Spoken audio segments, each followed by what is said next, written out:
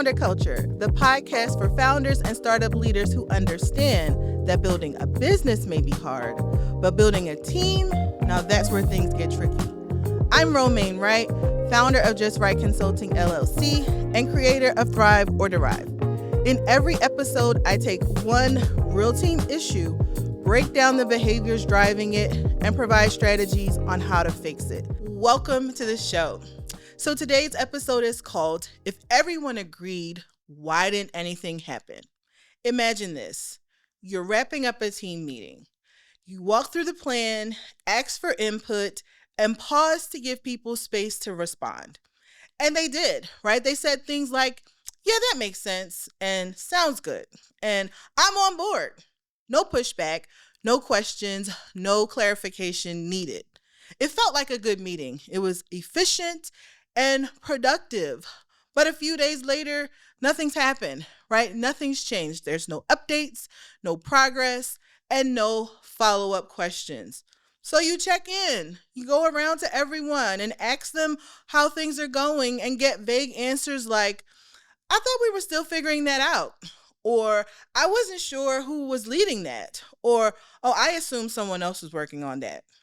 And now you're frustrated. Everyone nodded. Everyone agreed. You thought you had an agreement, an understanding. You did, right? You got agreement on the idea, but what you didn't have was a commitment to act. This happens so often. It is by far one of the most recurring requests for support that I get from leaders of every level. So not just founders and entrepreneurs, but leaders at every level have this challenge, this dynamic playing out with their teams.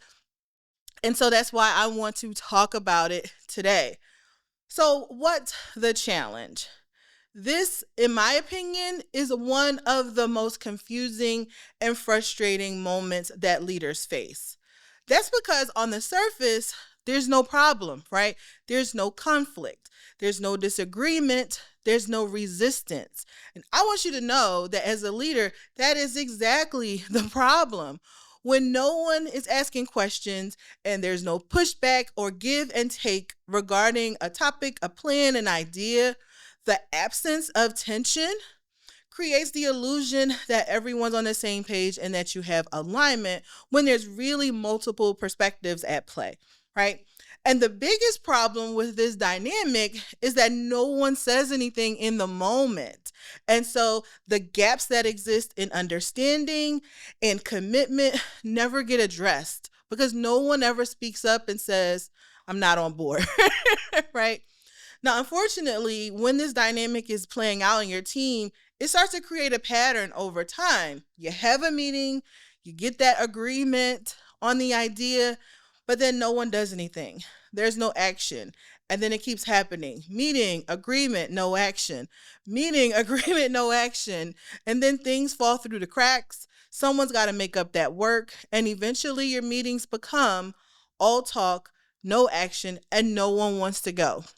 If you are like me, you can absolutely relate. There's at least one set of meetings in your mind that are like this, where you're like, this could have been an email. I don't want to go to that meeting because we do a whole lot of talking and nothing ever happens, right? And the true frustration behind all of this is, as a leader, because you've got that illusion of alignment, you don't know what's happening. You don't know what's wrong. You don't know how to fix it. So I'm going to help you today. So the behavior pattern that builds this dynamic is called passive agreement. Passive agreement is when people go along with a plan or idea in the moment without real clarity, ownership, or commitment to act on it, right? So it can look like this. Passive agreement looks like people saying yes instead of asking clarifying questions. Passive agreement looks like no one challenging ideas even though they don't agree. Passive agreement looks like things are being discussed, but no one actually takes ownership. It looks like everyone assumes someone else will do the job.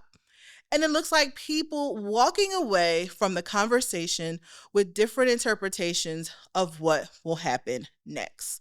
So if any of that is happening, passive agreement is at play and you need to address it. So let me tell you how. The reset for passive agreement is to create real alignment, because remember, you've got the illusion of alignment because everyone says, oh, sure, that's a great idea, we should do that. But they're not truly aligned because they're not committing to be a part of it, right? So the goal for resetting passive agreement is to create real alignment, and you do that by building trust. Now, if you watch the show, you know that I end every episode with, until next time, build trust and results will follow. That's not by accident. It's because so much of what happens on a team boils down to whether or not trust is well established on that team. And this is one of those circumstances. Now, you may not think trust is an issue, but I promise you, if no one's asking questions or sharing their opinions, that is a signal that trust is lacking on your team and that the environment doesn't make speaking up feel safe or necessary, right? And so when speaking up doesn't feel safe, that means people feel like they may be judged or seen poorly if they speak up and ask questions. And if speaking up feels unnecessary, that means that you don't have true commitment from your team to be a part of the shared vision and goals. And I know that you don't want that for your team. You want real, true alignment.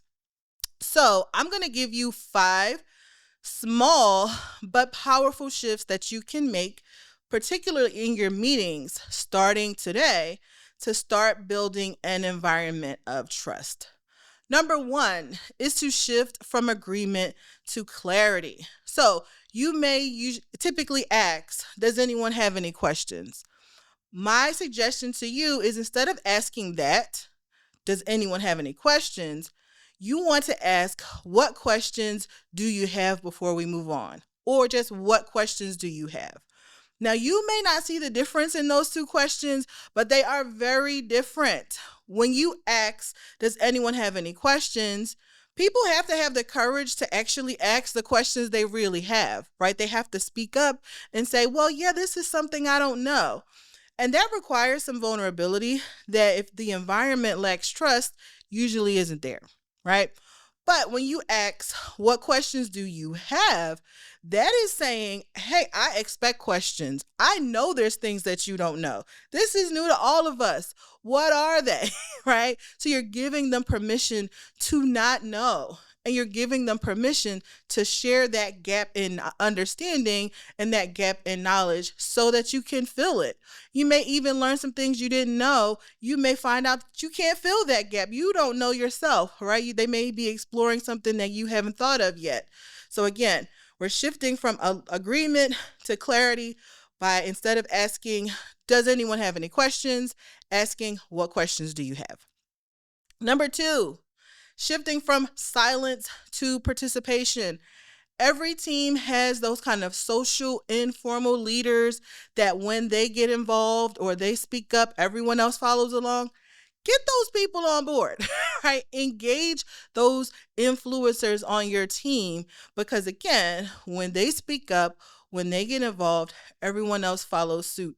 So when you're wrapping up, you're checking for understanding. Ask them specifically, directly, what do you think? Have I missed anything?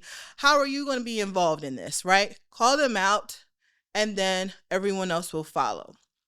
Now, I know not everyone feels comfortable with calling specific people out. So if you're not comfortable with that, just go around the room and say, before we move on, I want to hear from all of you. Where might there be gaps? What might we be missing? Get that voice from everyone. Number 3 of something you can do to start gaining or building trust in your meetings, shift from discussion to ownership, right? So you want to do that by explicitly saying who owns what the outcome looks like, and what success looks like. Don't leave it for interpretation. Make it clear, make it explicit, say it in the moment, right? And if you're not sure of those things, have some discussion about it, but walk away with very clear, in writing even, who owns what does the outcome look like, what does success look like, right? Number 4, shifting from assumption to confirmation, right? Don't assume they get it. Don't assume alignment. Don't assume everyone's on the same page. So before you end things, go around the room, ask everyone, what are each of you taking away from this meeting for next steps? That way you're setting the stage to let them know you're a part of this and I want to know what you think your contribution is. Now, doing this will give you immediate insight into where the gaps are and where some additional clarity is needed, because each person is going to share what they think their role is in completing this task, this project, rolling out this new product, right? And it sounds like it's too simple, but just making that simple change will have that kind of impact. And then the final one, shifting from comfort to productive tension. I know this is going to sound crazy, but I want you to normalize conflict and challenge on your team. Now, notice I said productive tension, productive conflict, not just conflict for the sake of conflict, but productive conflict means that we're having open and honest conversations about whatever the topic is that we're discussing, and everyone's getting a chance to share their concerns, ask their questions, and learn from each other in a safe space. That's productive conflict. When you don't have conflict, nothing changes because you're continuing on with the existing thought pattern, the existing track that you're on, and there are gaps even in your knowledge as the leader, because even though you may have built the system, you may not necessarily know what it feels like to operate in it at this new point in time as things continue to evolve. All right, so I've said a lot. Some of this may step on your toes a little bit because you, again, may not think that trust is an issue on your team. But again, if no one's speaking up, it is. I want to leave this with you, this kind of illustration of what I've discussed, because it's going to really drive home the point. So the takeaway, passive agreement is like going to dinner with friends. You ask the question, what do you guys want to eat? And everyone says, oh, anything, no problem. Doesn't matter. We can go wherever you want to go. It sounds like they're agreeing, right? It sounds like everyone's aligned until you say, let's go to this place. And then you get, no, I don't want that. No, let's go somewhere else. I went there last week. Then you suddenly get all of the opposition when it seemed like they were all on board, right? That agreement that you thought you had was just surface level. And what was really underneath was people waiting for permission to speak up and share their true thoughts. So that's the same thing that's going on with your team. I want you to think about it that way. So if this resonated with you when you're watching on YouTube, hop in the comments. Let me know what's on your mind. Let me know what you're thinking. If you're ready to enhance your leadership in the moment, in the show notes, you can see there's links to leadership playbooks that you can download and put into use right now. And if passive agreement is present on your team and you're thinking to yourself, oh, I've got to change this right now. I need some help. My contact information is also in the show notes, and I can help guide you and your team through the process of building trust and getting to that next level. So until next time, build trust and results will follow.